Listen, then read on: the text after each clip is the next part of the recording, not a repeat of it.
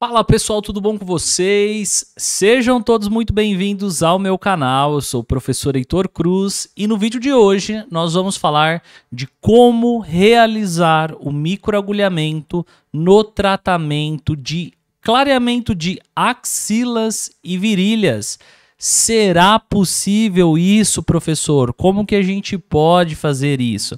Bom, eu vou te explicar tudo nesse vídeo, mas antes da gente começar, eu peço muito a sua ajuda para que você deixe o like nesse vídeo aqui, se inscreva nesse canal e ative as notificações, ok? E quero te lembrar que toda semana nós temos podcast ao vivo aqui nesse canal. Se você não conhece ainda, é o Pod Estética, o maior podcast da área de saúde estética. E aqui a gente traz vários convidados, pessoas realmente com histórias inspiradoras e pessoas relevantes dentro da área da estética que eu tenho certeza que vai poder ajudar você, ok? Então, toda semana você tem podcast ao vivo aqui no meu canal. Mas vamos para o vídeo de hoje, que é o assunto que muito nos interessa aqui, que é a respeito do microagulhamento no tratamento de axila e virilha. Galera, é muito comum que axila e virilha escurecida é algo cada vez mais frequente dentro das clínicas de estética.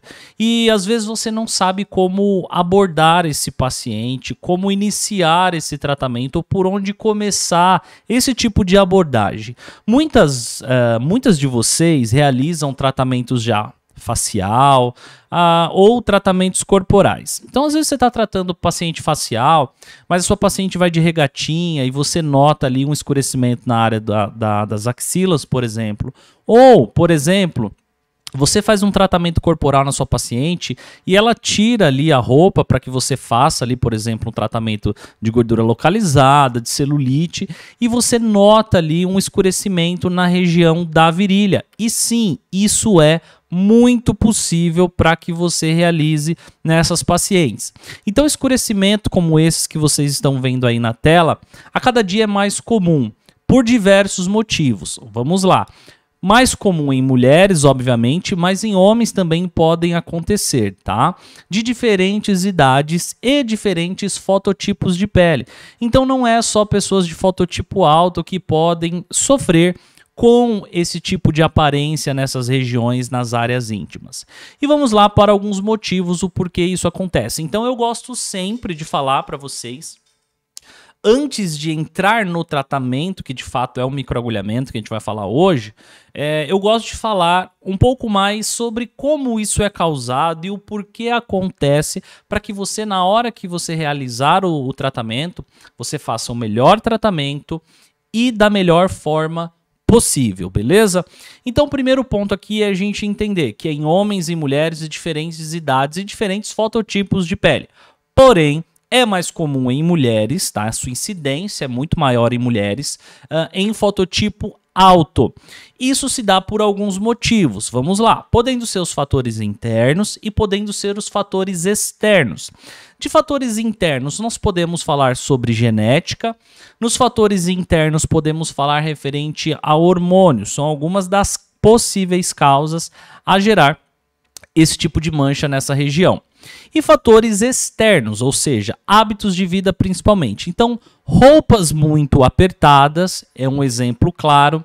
A utilização de produtos inadequados, como muitas vezes desodorantes, que contêm substâncias tóxicas e químicas que podem favorecer a esse tipo de escurecimento na pele, assim quanto também a técnica de depilação de forma inadequada. Então, às vezes, houve um atrito ali na região, com a gilete, por exemplo, com a lâmina, isso pode acarretar nesse tipo de mancha. Sem falar que essa região, tanto a axila quanto a virilha, é uma região abafada e quente. Então, geralmente, a gente com postura fica assim com os braços fechados. Ninguém fica assim o dia inteiro, vocês concordam comigo? Então, a gente fica com o braço fechado. Essa região, ela aquece, essa região, ela é úmida.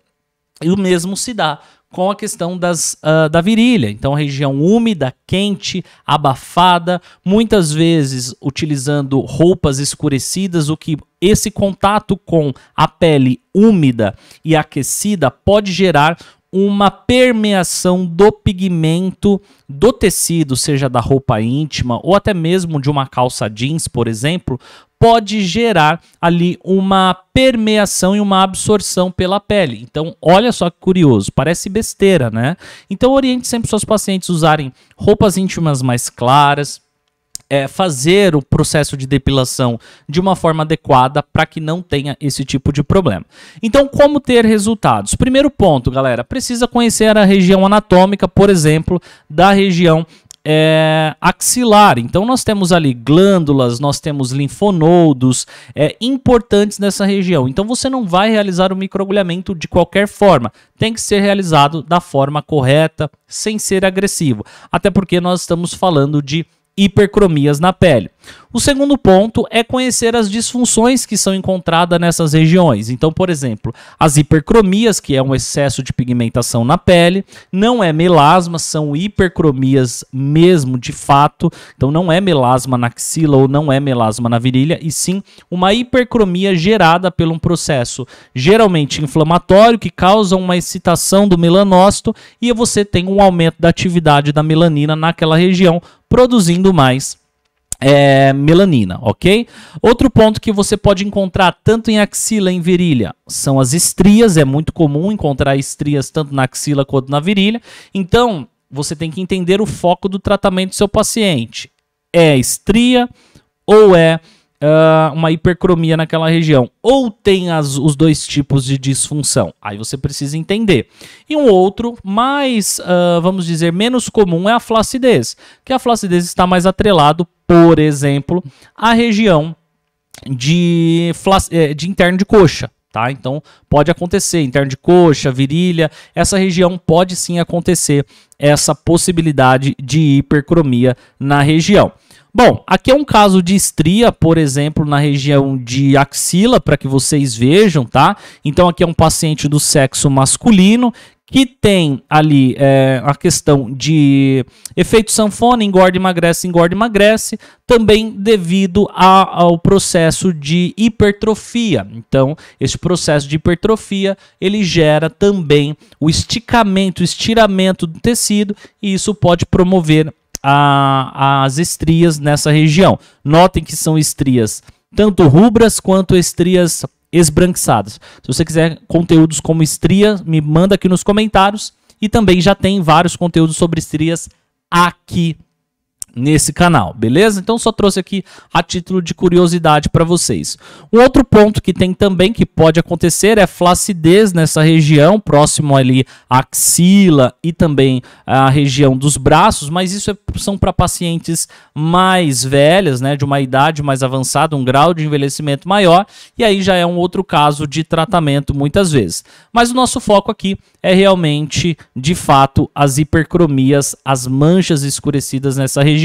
Então, alguns fatores desencadeantes, como eu falei, fatores intrínsecos, fatores de envelhecimento, hormonal, genético, e os fatores externos, como hábitos de vida, depilação, uso de desodorantes, ambiente, suor, atrito e etc, ok?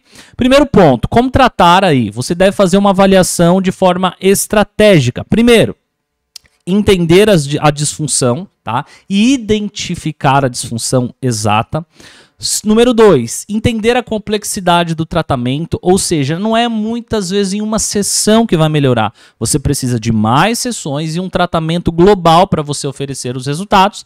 E terceiro ponto, escolher os recursos terapêuticos melhores para você entregar resultados. Eu, particularmente, gosto muito de associar o microagulhamento e o peeling químico dentro desse tratamento quanto a hipercromias, para que você entregue os melhores resultados para os seus pacientes. Então você pode associar essas técnicas como pré-microagulhamento. Por exemplo, o peeling enzimático, por exemplo, o peeling químico. Então você pode usar um tranexame com TGP2, um ácido cógico, para que você potencialize esse efeito clareador. E também a fototerapia. Você pode utilizar, por exemplo, a fototerapia o LED azul, em torno de 2 a 3 joules. E também você pode utilizar o LED âmbar, em torno aí, depende do seu aparelho. Então tem aparelhos que você pode usar 3, 4, 5 minutos. Tem aparelhos que também são por joules. Então vai depender muito. Essas associações eu chamo de pré-microagulhamento. São associações que você prepara a pele para que o microagulhamento se desenvolva e entregue o melhor dos resultados a que ele se destina, ok? Dispositivos que você pode utilizar. Temos vários dispositivos dentro do mercado, mas eu vou te dizer três bem legais para vocês. O primeiro é o roller, tá? O segundo é a caneta elétrica e o terceiro é a Infusion. Não necessariamente nessa ordem. Eu prefiro aí sempre a caneta elétrica como uma associação, um recurso melhor, depois o roller e depois aí você pode utilizar a Infusion, tá? Até mesmo a Infusion Pen você consegue utilizar. Então esses são os principais dispositivos para que você possa utilizar.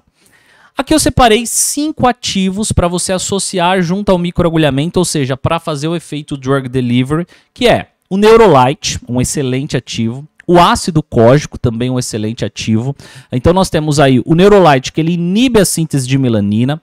O ácido cógico, que ele vai fazer uma ação despigmentante e não sensibilizante da pele. O alfa-arbutin, que ele é um ativo clareador da pele e atua uniformizando a tonalidade de pele.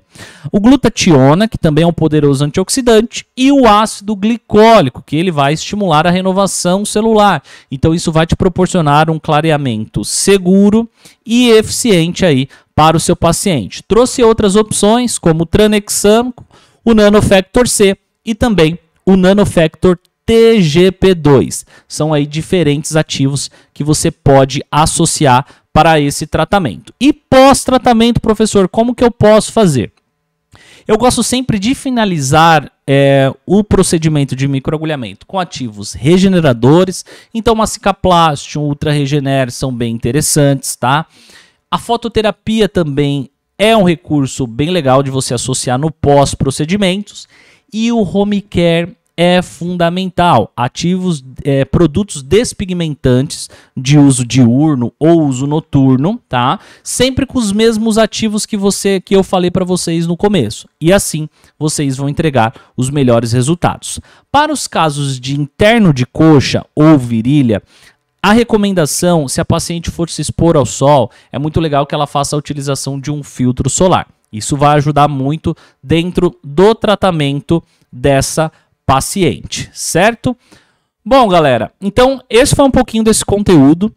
Eu quero te falar, se você é uma profissional que busca entregar resultados de forma segura, livre de intercorrência e resultados incríveis com a técnica do microagulhamento, se você quer aprender a dominar todas as técnicas do microagulhamento, sobre os ativos para microagulhamento, sobre os dispositivos, as indicações, as contraindicações, eu quero te falar para você seguir o meu perfil no Instagram e entrar dentro dos nossos grupos de estudos, que lá eu compartilho conteúdo sempre, todos os dias, de forma gratuita para vocês, para sempre ajudar no teu desenvolvimento, para que você domine todas as técnicas do microagulhamento, beleza? Então, se você curtiu esse vídeo, deixa o seu like aqui, se inscreve nesse canal para mais conteúdos.